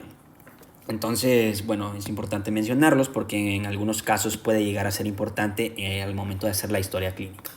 Bien, conceptos previos. Así como cuando estudiamos los estudios complementarios, aquí también hay otros conceptos que debemos de considerar, que son mucho más fáciles, no son nada igual de complicados como los de sensibilidad y especificidad. Estos son eficacia, efectividad, eficiencia, remisión, recidiva y apego. Primero, eficacia. La eficacia de un tratamiento, o sea, siempre que ustedes tengan un nuevo tratamiento y quieran y vean si lo aprueban o no, tienen que ver qué tan eficaz es, qué tan efectivo es y qué tan eficiente es. Entonces, estos conceptos, a pesar de que se escriben casi igual, no son lo mismo, son independientes. La eficacia es la capacidad que tiene este tratamiento para cumplir su objetivo. Imagínense que el doctor fulanito de tal crea un medicamento para el tratamiento de la diabetes mellitus. Este nuevo medicamento que crea mejor para que podamos utilizar todos los 3 ejemplos. Imagínense que este doctor fulanito crea una máquina nueva, que esta máquina se supone que te quita la diabetes, ¿ok? O que te controla los niveles de glucosa a la perfección. Eso significa que el tratamiento, en este caso esta máquina que creó el doctor fulanito, es eficaz, porque es capaz de cumplir el objetivo, que en este caso es mantener los niveles de glucosa en valores normales. Bien, ahora, si les pregunto, ¿cómo hace esta máquina para lograr su objetivo? Esa es la efectividad. Entonces imagínense que el doctor fulanito les dice, bueno, para que esto ocurra el paciente tiene que internarse aquí en mi clínica 6 meses y lo vamos a conectar a una máquina y le vamos a dar anestesia general por 6 meses y después de eso ya va a quedar como nuevo. Eso no es efectivo. O sea, esto es un caso hipotético, claramente. No le vamos a dar anestesia por 6 meses a un paciente. Pero nada más para que les quede claro, es que esto no es un tratamiento efectivo. Si fuese un tratamiento efectivo, sería un tratamiento en que esta maquinita se la damos en la mañanita, se pone la maquinita, como sea que sea, y se regulan los niveles de glucosa por el resto del día. Pero no tiene que estar conectado 24 horas por 6 meses. ¿Sí? Entonces, esa es efectividad. Es qué tan adecuado es el tratamiento en relación al mundo real. Qué tan fácil es que se cumpla dado las características del mundo real. Y después, por último, tenemos eficiencia, que esto hace referencia a qué tan bueno es el tratamiento desde el punto de vista económico para aprovechar los recursos que tienen disponibles. O sea, es un tratamiento que, por ejemplo, si esta maquinita solamente la van a poder tener acceso los pacientes ultra mega millonarios, pues no es un tratamiento eficiente, porque si fuese eficiente podría ser utilizado por una gran mayoría o por una gran parte de la población. Bien, esos son los 3 conceptos de aquí arriba. Ahora los de acá abajo. Remisión simplemente es cuando el cuadro del paciente desaparece o se atenúa. Es decir, un paciente, por ejemplo, con esclerosis múltiple que tiene un episodio de esclerosis múltiple ahorita que se agrava y después entra en remisión, bueno, eso es remisión, cuando el cuadro ya no es tan grave como era en el momento en que estaba este cuadro pues afectando al paciente. Que sí puede seguir afectándolo, pero ya no de forma tan severa. Eso es remisión. O también incluso la desaparición, por ejemplo, en una enfermedad infecciosa. Remisión es cuando desaparece la enfermedad. Recidiva es cuando la enfermedad regresa. Por ejemplo, en el cáncer, recidiva es cuando el paciente se cura pero regresa. Ese es el retorno o el regreso de una enfermedad que previamente había sido erradicada o había estado en remisión. ¿Bien? Y por último, el concepto de apego es qué tan bueno es el paciente para adherirse al tratamiento, para seguir las instrucciones, que esto lo van a ver mucho en las historias clínicas cuando pongan paciente con diabetes mellitus tipo 2 mal controlada, sin apego al tratamiento. Eso es que no son capaces de seguir las instrucciones, no toman sus medicamentos, no lo toman a la hora que deben de tomarlo y todas esas otras cosas. Eso es mal apego. Bien. Entonces ahora vámonos con los diferentes tipos de tratamiento, empezando con los tratamientos quirúrgicos. Los tratamientos farmacológicos ni los vamos a mencionar acá porque estos los vamos a ver en Pharma, así que no tiene caso. Aquí tampoco vamos a estudiar ninguno de los tratamientos quirúrgicos, todos estos los vamos a ver en los videos de cada especialidad. Sin embargo, les quiero dar aquí una breve introducción a los procedimientos quirúrgicos más famosos de cada especialidad. Entonces, por definición, el tratamiento quirúrgico es invasivo y su objetivo es reparar o extirpar el tejido enfermo. Bien, entonces, por ejemplo, en dermatología podemos resaltar la cirugía de Mohs, los injertos de piel, la resección de tumores. En cardiología, estos solo son algunos ejemplos, también hay muchos otros. Esos los tengo apuntados en el documento por si lo quieren adquirir en mi página. Ahí están todos los otros tipos de tratamientos quirúrgicos. Cardiología, pues podemos hablar de la cirugía de bypass coronario, el reemplazo valvular o las cirugías a corazón abierto, el trasplante cardíaco, ¿ok? En neumo podemos hablar de la lobectomía pulmonar, de la toracotomía, del trasplante pulmonar. En gastro podemos hablar de la colecistectomía, de la apendicectomía, de la resección intestinal, ¿ok? En endocrino podemos hablar de una tirotomía, de una paratiroidectomía, de una adrenalectomía. Neurología podemos hablar de una craniotomía, de una laminectomía, de una lobectomía. En oftalmo, catarectomía, resección tumoral, trabeculectomía. En otorrino, la tonsilectomía, la adenoidectomía, la laringectomía. En traumatología, pues la reducción abierta con fijación interna y movilización precoz, RAFIM, artroplastía, o sea, el reemplazo articular, osteotomía, ¿ok? También podemos hablar en nefrourología del trasplante renal, de la orquiectomía, de la uretroplastía. Y en ginecología y obstetricia podemos hablar de la histerectomía, de la salpingectomía, del legrado. Bien, estos son todos los procedimientos quirúrgicos y hay muchos más, como les digo. Estos son simplemente algunos. Ahora, con los tratamientos mínimamente invasivos, estos, pues, al igual que les había mencionado arriba los procedimientos mínimamente invasivos con fines diagnósticos, aquí se aplica lo mismo, solo que con fines terapéuticos. Y aquí vamos a volver a ver muchos de los que les expliqué arriba. Entonces estos provocan menor daño tisular, producen menos dolor y se asocian con menos complicaciones y una menor duración de la estancia hospitalaria. Incluso algunos pueden ser realizados en un contexto ambulatorio, es decir, les hacen el tratamiento y se van para la casa el mismo día. Bien, entonces, en dermatología, por ejemplo, podemos considerar la criocirugía, la electrocauterización, los peelings químicos. En cardio podemos considerar la angioplastía coronaria, que esto se hace por cateterismo, el cateterismo derecho, la ablación cardíaca. En neumo, la broncoscopía, la toracocentesis, la pleurodesis. En gastro, la colonoscopía, la sonda nasogástrica, la paracentesis. En hemato, las transfusiones, la plasmaféresis, la flebotomía terapéutica. En neuro, la trombectomía, los bloqueos nerviosos, la neuroendoscopía. En oftalmo, la panfotocoagulación láser para retinopatía diabética, la oftalmoscopía, el LASIK. En otorrinolaringología, la otoscopía, la meringotomía, el lavado óptico, ¿okay? En traumatología, infiltraciones articulares, artroscopía, ¿okay? Para el tratamiento de, por ejemplo, de reparo de ligamentos o reconstrucción de ligamento, de tendones, artrocentesis. En nefrourología, la hemodiálisis, la vasectomía, la sonda de Foley. Y en ginecobstetricia, pues la colposcopía, la ligadura de trompas o la implantación de un dispositivo intrauterino. Estos son algunos ejemplos, ¿bien? Bueno, pasamos con rehabilitación. La rehabilitación, pues, abarca todas aquellas intervenciones que garantizan la movilidad o devolverle la movilidad al cuerpo y le dan mayor funcionamiento para evitar de esa manera la discapacidad. Tenemos diferentes tipos de rehabilitación, como la rehabilitación cardiopulmonar, la rehabilitación neurológica, la rehabilitación muscular, muchos otros, ¿bien? Después tenemos la radioterapia, esto lo vamos a ver en la playlist de oncología, ¿ok?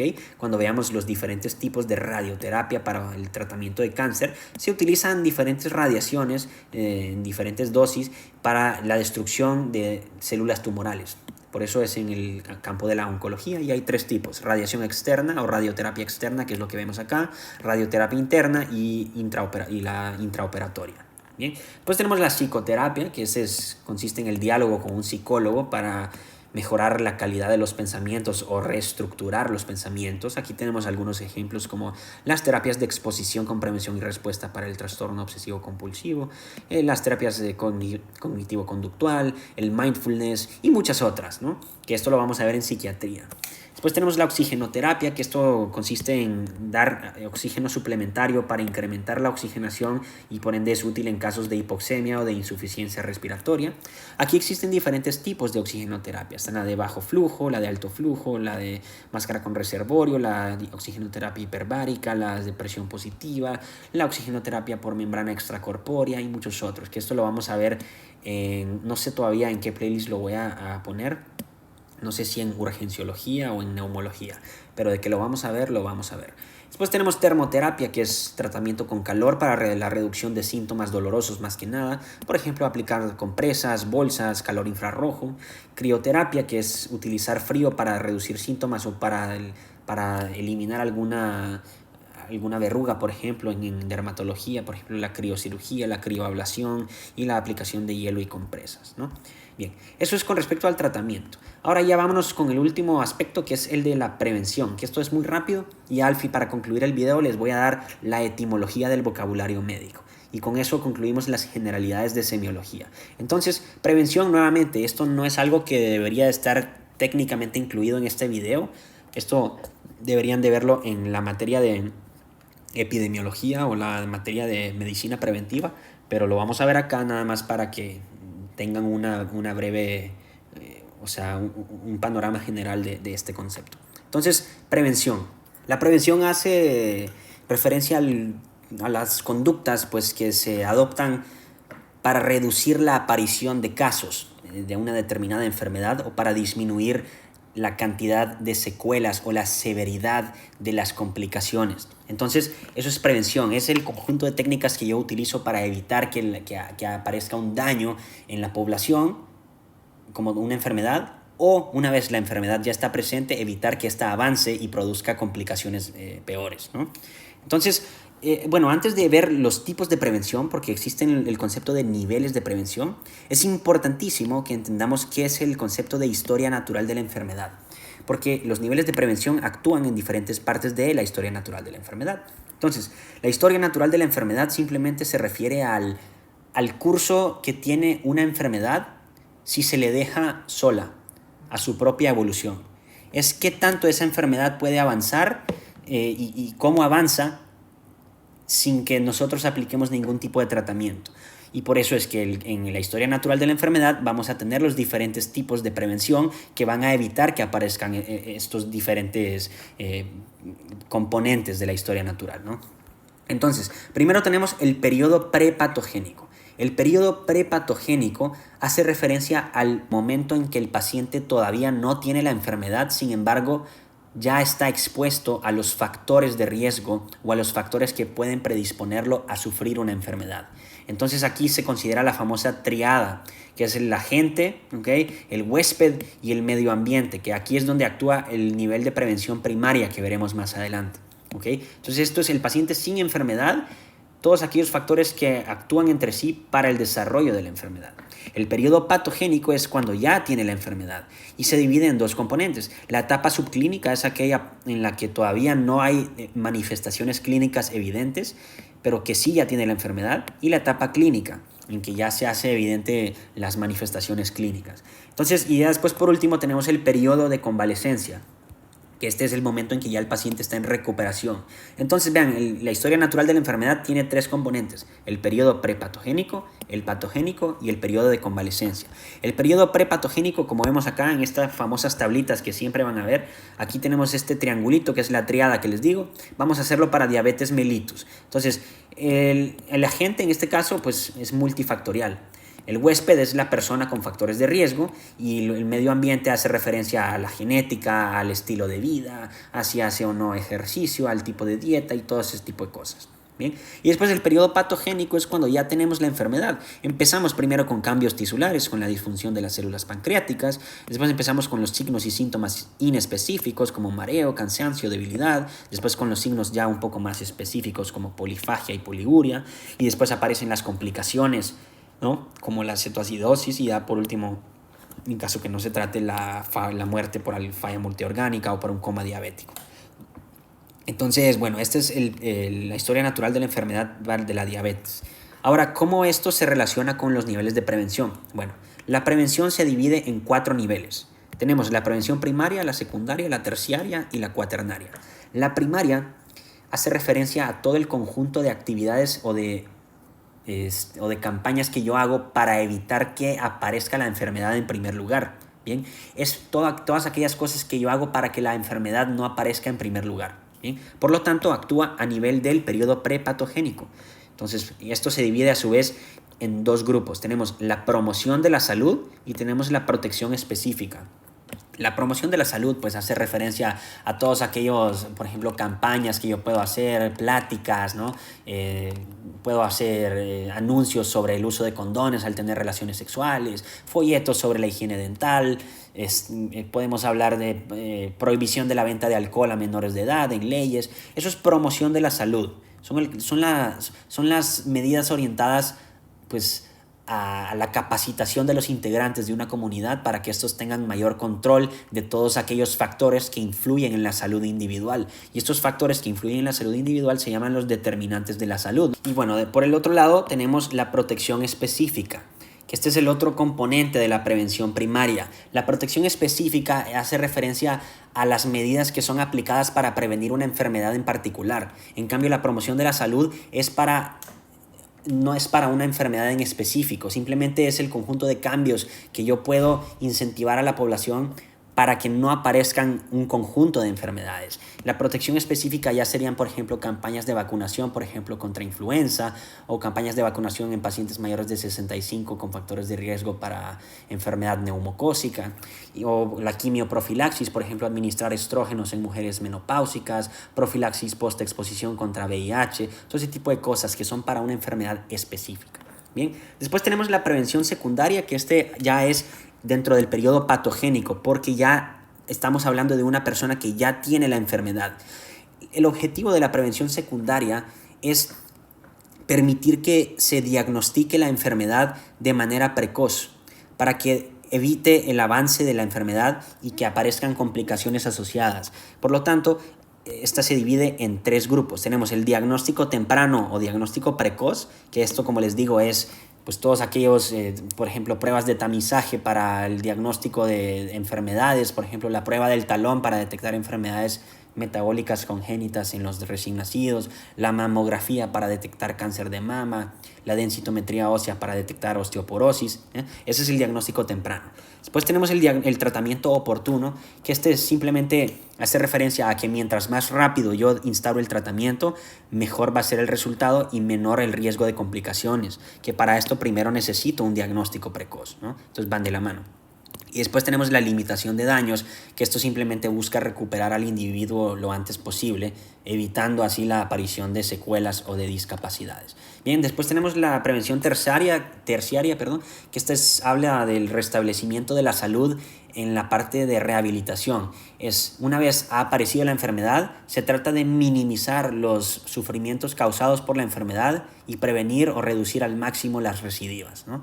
Que bueno, para esto es necesario un adecuado control y seguimiento del paciente. De esta manera yo veo que también está evolucionando al tratamiento que está recibiendo, ¿no? Algunos ejemplos, por ejemplo, educar al paciente diabético acerca de cómo cuidar su pie para que no le amputen la pierna, rehabilitación neuromuscular en un paciente que sufrió un EBC, rehabilitación psicológica en un paciente con trastorno de estrés postraumático. Todo eso es prevención terciaria. Y por último, la prevención cuaternaria, que esto se refiere a las medidas destinadas pues a evitar que se realicen intervenciones innecesarias en los pacientes, ya que estas intervenciones innecesarias pueden llegar a comprometer la salud o incluso provocar la muerte o disminuir la calidad de la vida del paciente. En otras palabras, se encarga de evitar que ocurran fenómenos de iatrogenia, ¿no? Que iatrogenia es negligencia médica, en otras palabras, ¿no? Entonces, esos son los niveles de prevención que, bueno, los veremos nuevamente en epidemiología, así que no se preocupen. Ahora sí, la última parte del video, que es muy importante, es la etimología del vocabulario médico.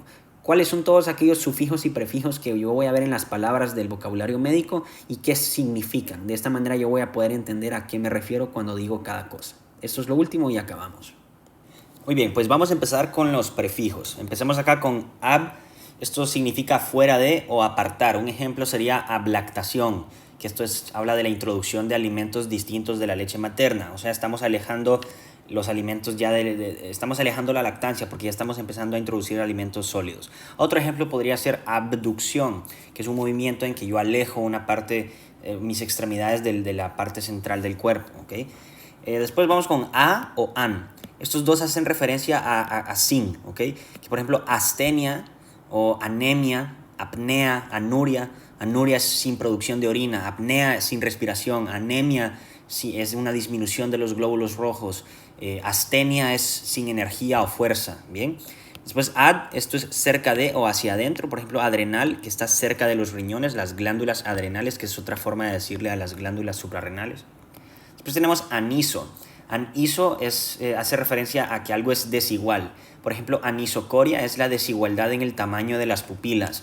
O anisocitosis es las células de la sangre que tienen tamaños diferentes, ¿bien? Después tenemos ambi. Ambi hace referencia a ambos lados. Por ejemplo, ambidiestro, que sería lo mismo que decir una persona que puede usar ambas manos con la misma habilidad. Ambilateral, pues una lesión que, por ejemplo, que está afectando ambos lados del cuerpo sería una lesión ambilateral, que es más común que le digan bilateral en realidad, pero bueno. Después tenemos ana. Ana quiere decir hacia arriba, ¿ok? Por ejemplo, anaplasia es el incremento en la producción de incremento en la proliferación celular. Anaplasia, la producción de células se va hacia arriba. O anabolismo, ese incremento en la producción de moléculas, ¿bien? Después tenemos ante. Ante quiere decir delante de. Por ejemplo, el antebrazo está por delante del brazo. Anteversión, por ejemplo, con el útero. El anteversión es cuando se inclina hacia adelante, ¿bien? Después tenemos anti. Anti es contra. Por ejemplo, antiinflamatorio, antibiótico. Un antibiótico es antibiótico, va en contra de la vida, ¿bien? Porque él mata a las bacterias. Antiinflamatorio, va en contra de la inflamación, disminuye la inflamación. Después tenemos bi, por ejemplo, eso significa dos o ambos, que tiene dos polos, pues. Por ejemplo, bipolar, que es que tiene dos polos, como el trastorno bipolar. La válvula bicuspidia, pues que tiene dos cúspides, ¿bien? Después tenemos brady. Brady significa lento. Por ejemplo, bradicardia, frecuencia cardíaca por debajo de 60. Bradiquinesia es movimientos lentos o dificultad para realizar movimientos rápidos. Bradilalia, lentitud al momento de hablar. Después tenemos cata. Kata significa hacia abajo, es lo opuesto a ana, que vimos acá arriba. Ana es hacia arriba, kata es hacia abajo. Por ejemplo, catarata o catabolismo. Catabolismo es la descomposición de sustancias complejas en moléculas más simples. Catarata es la opacidad del cristalino que reduce la visión, que asemeja como una nube que se precipita desde arriba y nubla la vista. Circun quiere decir alrededor. Por ejemplo, circunducción es el movimiento circular que permite mover la extremidad alrededor del cuerpo, ¿ok? O alrededor de su propio eje. Después tenemos que co o con, esto significa junto. Por ejemplo, comorbilidad es la presencia de dos enfermedades al mismo tiempo. Coagulación, por ejemplo, se juntan los factores de coagulación entre sí.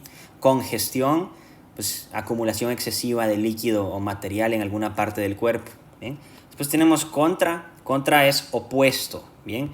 Opuesto, que es prácticamente lo mismo que anti, pero de otra forma. Entonces, opuesto, por ejemplo, contraceptivo, contraindicaciones, son las condiciones en las que no deberían de dar un tratamiento. Contraceptivo, que es otra forma de llamarle a los anticonceptivos, evita que suceda la fecundación, ¿ok? Pues tenemos des, que esto es igual a sin. Deshidratación, por ejemplo, es una falta de agua en el cuerpo. Desnutrición, falta de nutrientes en el cuerpo. Después tenemos dia, que es a través de, por ejemplo, diálisis, que es la eliminación de toxinas o más que nada la sustitución de la función renal a través de una máquina. Entonces la máquina funge como el riñón, entonces se eliminan las toxinas del cuerpo a través de esa máquina, ¿bien? O también podemos considerar diapédesis, que es el proceso mediante el cual los leucocitos cruzan a través del endotelio capilar de la microvasculatura en un contexto inflamatorio. Después tenemos dis, que esto se refiere a la dificultad. Por ejemplo, disnea, dificultad para respirar. Disfagia, dificultad para deglutir o para tragar. Disuria, dificultad o dolor al orinar, ¿ok? Esos son ejemplos. Bueno, después tenemos dólico. Dólico es largo o alargado. Por ejemplo, dolicocefalia es cuando una persona tiene la cabeza alargada, ¿bien? Después tenemos ec o ecto. Esto significa fuera de o fuera, más que nada. Entonces, por ejemplo, tenemos un embarazo ectópico o el ectodermo. Un embarazo ectópico es cuando se implanta fuera del útero, ¿ok? Ectodermo es una capa externa de las células del embrión, ¿bien? Después tenemos em o en.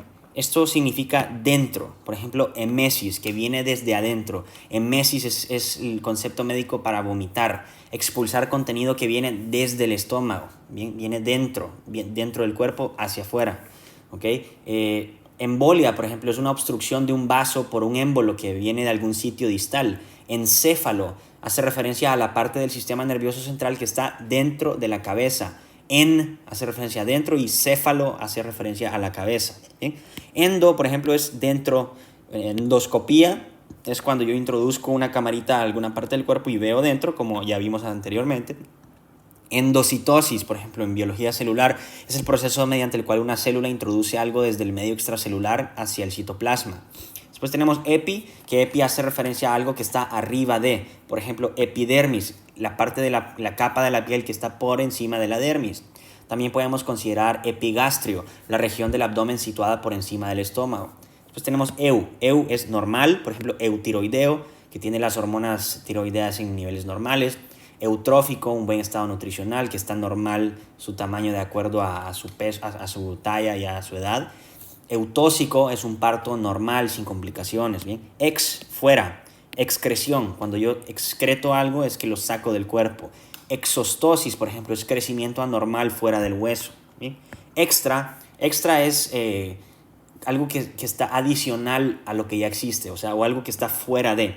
Por ejemplo, extrauterino, que está fuera del útero. Extrasístole, un latido cardíaco adicional, ¿bien? Después tenemos hemi, que esto es mitad. Por ejemplo, hemisferio es una de las dos mitades del cerebro. Hemiparesia es la debilidad parcial de una mitad del cuerpo. Después tenemos hetero. Hetero significa diferente y, por ejemplo, heterodímero. Es un dímero formado por la unión de dos proteínas diferentes. Heteroplasmia es la presencia de diferentes tipos de ADN mitocondrial en una misma célula.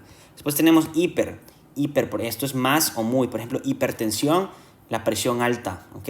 Hiperplasia es el incremento en la producción de células. Hipertermia, temperatura corporal elevada. Hiperreflexia, reflejos espinales acentuados, ¿bien? Hipo es bajo, ¿bien? Por ejemplo, hipotermia es temperatura baja, ¿bien? Hipoglucemia, hiponatremia, niveles bajos de glucosa y sodio, respectivamente. Homo es mismo. Homocigoto, por ejemplo, es que tiene dos alelos idénticos para un gen particular. In, después, es dentro. Por ejemplo, podemos considerar inhalar, que esto consiste en llevar aire hacia el interior de la vía aérea. Inflamación es una respuesta interna del cuerpo ante un estímulo nocivo. ¿Bien? Infra es debajo de. Por ejemplo, infraclavicular, por debajo de la clavícula. Podemos considerar igual infratentorial, por debajo de la tienda del cerebelo. Inter es entre. Por ejemplo, intercelular, intercostal, interdigital. Por ejemplo, intercostal es entre costillas, interdigital entre los dedos, intercelular el espacio entre las células. Intra es dentro de, por ejemplo, intraabdominal, dentro del abdomen. Intravenoso, que ocurre dentro de la vena. Iso o isos, esto es igual, ¿okay? Por ejemplo, isotónico hace referencia a un líquido que tiene la misma concentración de solutos que otro líquido. Isoenzima es diferentes formas de una misma enzima que realizan la misma función. Meta es más allá. Por ejemplo, metástasis, la propagación de células cancerosas más allá del sitio original. Metacarpiano, los huesos que se encuentran más allá del carpo. ¿Bien? Pues tenemos multi, o que esto significa mucho. Multipotente, por ejemplo, las células multipotentes que pueden dar origen a muchas líneas celulares. Una bacteria multidrogo resistente, una bacteria que es capaz de resistir el efecto de muchos antibióticos. ¿Bien? Después tenemos macro. Macro significa grande, por ejemplo, macroglosia, la lengua muy grande. Micro, que es pequeño. Micrognatia, la mandíbula pequeña. ¿Okay? Microcefalia, cabeza pequeña. Microangiopatía, enfermedad de los vasos pequeños. Después tenemos mono, por ejemplo, uno o único. Monocular, que solo afecta a un ojo. Monómero, una molécula pequeña que se une con otras para formar moléculas más grandes, que son polímeros. Óligo es escaso o poco, por ejemplo, oligohidramios, poco líquido amniótico. Oliguria, producción baja de orina. Oligospermia, baja concentración de espermatozoides en el semen. Orto quiere decir recto o derecho. Por ejemplo, ortopnea es dificultad para respirar al estar acostado. Ortopedia es la ciencia encargada de enderezar los huesos. ¿Qué más? Bueno, esos son los únicos que se me ocurren ahorita. Para es cerca de o al lado. Por ejemplo, podemos considerar paravertebral, paraesternal. Paraesternal es lo que está al lado del esternón. Paravertebral, la musculatura paravertebral es la que está al lado de la columna. ¿Bien? Después tenemos pan, que pan es todo. Por ejemplo, pancitopenia es la deficiencia de todas las células sanguíneas. Panhipopituitarismo es la disminución de la producción de todas las hormonas hipofisarias. Después tenemos que per es a través de, por ejemplo, percutánea, como vimos con las biopsias por vía percutánea, es que yo introduzco algo a través de la piel. Permeabilidad es la propiedad de la membrana celular para permitir el paso de sustancias. Bien. Después tenemos peri. Peri significa alrededor de. Por ejemplo, la sustancia gris periacueductal que está rodeando el acueducto cerebral en el mesencéfalo. O podemos considerar también, ¿qué otro? El periósteo. El periósteo es el tejido que rodea la parte externa del hueso. ¿Bien? Después tenemos poli. Poli significa mucho. Por ejemplo, polidipsia, que es sensación de sed excesiva. Podemos también considerar poliartritis, que es la inflamación simultánea de varias articulaciones. Post es después de, por ejemplo, postoperatorio, postprandial, bien, que es después de la comida, después de una cirugía. Antes de, prenatal, por ejemplo, relativo al periodo antes del nacimiento. Prematuro es un bebé que nace antes de la semana 37. Esto quiere decir enfrente de, por ejemplo, el pronóstico, que es la predicción sobre la evolución de una enfermedad. Significa de nuevo. Por ejemplo, reflujo es el retorno de un fluido hacia un lugar desde donde originalmente provenía. ¿Okay? Rehabilitación, restaurar la función física. Pues. Retro, después significa atrás. Por ejemplo, retroperitoneal, por detrás del peritoneo. Por ejemplo, los riñones, una porción del duodeno es retroperitoneal. ¿Bien? Retrotranscripción es el proceso de transcripción en reversa. Por ejemplo, los retrovirus como VIH, es que funcionan de esa manera. Pues semi significa mitad, semicircular, ¿okay? Que tiene la forma de medio círculo, como los conductos semicirculares, semilunar con forma de media luna, como las válvulas semilunares en el corazón. ¿Bien? Pseudo significa falso, por ejemplo, las neuronas pseudounipolares del ganglio de la raíz posterior que conectan con la médula espinal. Son pseudo-unipolares, son falsamente unipolares. Pseudomembrana, por ejemplo, con Clostridium difficile o con Enebacterium diphtheria, membranas que no están formadas por los mismos tejidos que una membrana, digamos, auténtica o una membrana convencional.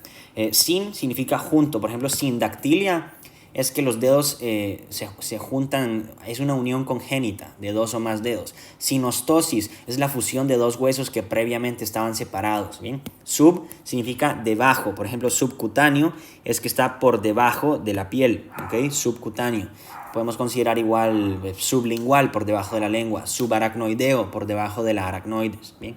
Después tenemos supra, por arriba de, por ejemplo, supraglótico es por encima de las cuerdas vocales o glotis.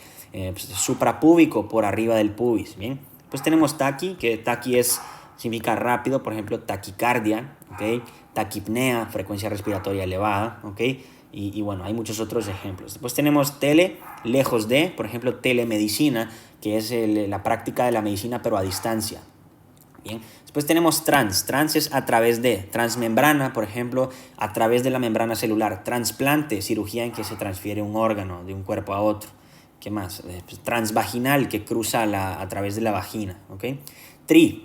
Después tenemos tri, que es tres, por ejemplo, tríceps, el músculo tríceps en el brazo, que tiene 3 cabezas. ¿Bien? O el trigémino, el nervio trigémino, que tiene 3 ramas principales. Después ya vamos con los sufijos ahora. Cele. Cele significa hernia o tumor. Por ejemplo, meningocele. Esto significa la protrusión de las meninges, ¿okay? A través de un defecto en la columna. Cistocele. Protrusión de la vejiga hacia la pared anterior de la vagina. ¿Bien? Después tenemos centesis, que esto hace referencia a las punciones. Por ejemplo, toracocentesis es cuando se introduce una aguja en el espacio pleural para drenar líquido. Artrocentesis se punciona la articulación para extraer líquido sinovial. Bien. Después tenemos hemia, que esto hace referencia a la sangre. Por ejemplo, bacteriemia, presencia de bacterias en la sangre. Hiperuricemia, niveles altos de ácido úrico en sangre. Hipercalemia, niveles altos de potasio en sangre. Muchos otros ejemplos. Ectasia significa la dilatación de algo. Por ejemplo, bronquiectasias es la dilatación crónica de los bronquios. Telangiectasia es la dilatación permanente de los vasos superficiales. ¿Bien?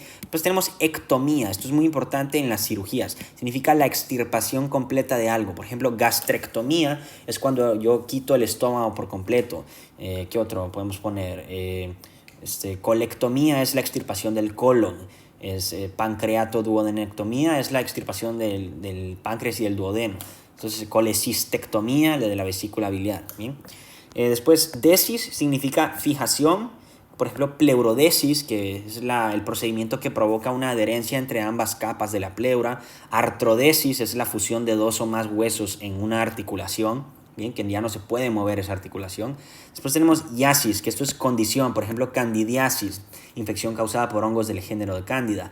Coledocolitiasis, formación de cálculos en el conducto colédoco. Bien. Después tenemos itis, significa inflamación.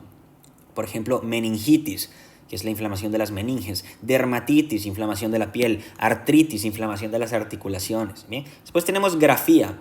Esto es el registro de algo. Por ejemplo, electrocardiografía es el registro de la actividad eléctrica del corazón. Angiografía es la técnica usada para ver los vasos sanguíneos por medio de contraste, o sea, se describen los vasos sanguíneos. ¿Bien?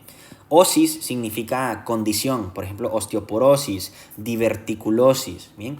Oscopía, pues es la inspección de algo. Por ejemplo, histeroscopía es la inspección en tiempo real de la cavidad uterina. Laparoscopía es la observación en tiempo real de la cavidad abdominal.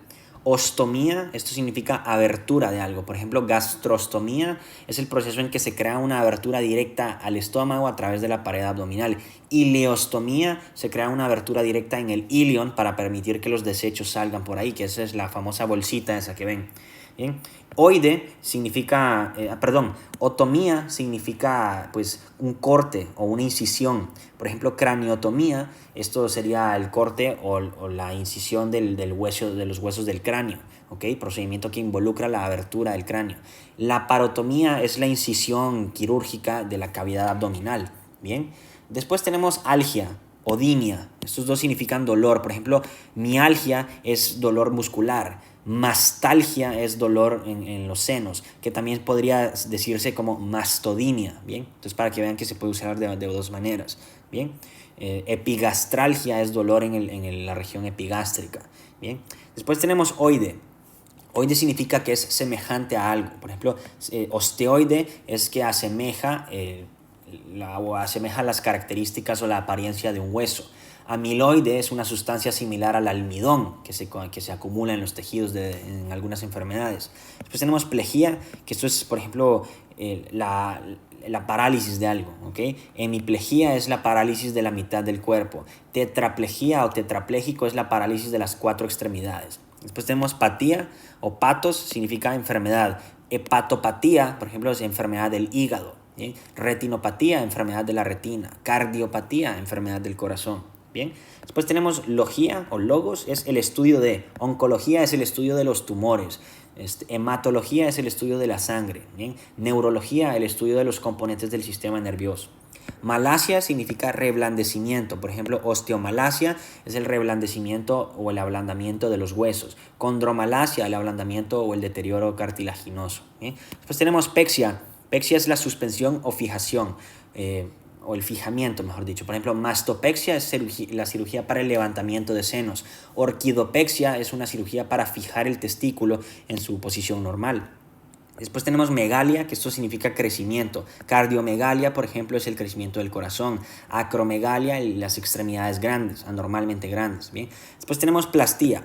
Plastía es la corrección de algo. Por ejemplo, rinoplastía, cirugía para modificar la forma de la nariz. Angioplastía, pues es la reparación de un vaso sanguíneo. ¿Bien? Después tenemos metría, que esta es una medida, pues. Por ejemplo, campimetría mide los campos visuales. Oximetría mide la cantidad de oxígeno. Pelvimetría mide las dimensiones de la pelvis. ¿Bien? Después tenemos rafia. Rafia es suturar. Por ejemplo, herniorrafia es la cirugía para reparar una hernia. Histerorrafia es una cirugía en que se suturan las incisiones o las laceraciones que se provocan en el útero. ¿Bien? Tripsia significa la trituración de algo, o también lo podríamos ver como el aplastamiento. Por ejemplo, litotripsia es la trituración de los cálculos, ya sea en riñón, vejiga, vesícula. ¿Bien? Ptosis significa la caída. Por ejemplo, blefaroptosis es la caída del párpado superior. ¿Bien? Después tenemos ragia. Ragia significa sangrado o escurrimiento. Por ejemplo, hemorragia es el sangrado excesivo. Metrorragia es el sangrado uterino en puntos irregulares del ciclo. Rea significa flujo de algo. Por ejemplo, otorrea es la descarga de líquido a través del oído. Leucorrea es el flujo o las secreciones vaginales. ¿Bien? Después tenemos penia. Penia significa la deficiencia de algo. Por ejemplo, leucopenia es la disminución de glóbulos blancos. Sarcopenia es la disminución de la masa muscular esquelética. Trombocitopenia es la disminución de plaquetas. ¿Bien? Después tenemos uria, que esto es referente a la orina. Por ejemplo, proteinuria, la presencia de proteínas en la orina. Hematuria, la presencia de glóbulos rojos en la orina. ¿Bien? Después tenemos espasmo, que esto hace referencia a la contracción involuntaria de algo. ¿Bien? Por ejemplo, broncoespasmo es la contracción involuntaria del músculo liso bronquial. Vasoespasmo es la contracción de la vasculatura periférica. Después tenemos genia o génesis, que por ejemplo, este es el origen de algo, ¿ya? Como teratogenia es la producción de malformaciones en el feto. Espermatogénesis es la creación de nuevos espermatozoides. ¿Bien? Y ya por último tenemos lisis. Lisis significa la destrucción de algo. Por ejemplo, hemólisis es la destrucción de glóbulos rojos. Glucólisis, el proceso por el cual se descompone la glucosa. Rhabdomiólisis es la descomposición del músculo. Bien, entonces eso es todo. Espero les haya servido este video. Puede haber sido un poco largo, pero son las generalidades de la materia de semiología. Próximo video vamos a estudiar lo que sería la relación médico-paciente, todo lo que es la alianza terapéutica, qué es lo que caracteriza pues, la relación entre el médico y el paciente más que nada.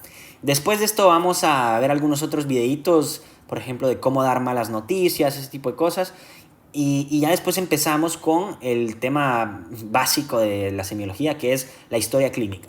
Cómo hacer la historia clínica, cuáles son sus partes, qué cosas se tienen que preguntar y todo lo demás. Después de eso vamos a ver también cómo hacer una nota médica, una nota de evolución, todo lo vamos a ver. Y después pasamos con la exploración física, que vamos a hablar de las generalidades de la exploración física, qué es la exploración física, cuáles son sus componentes y todo eso.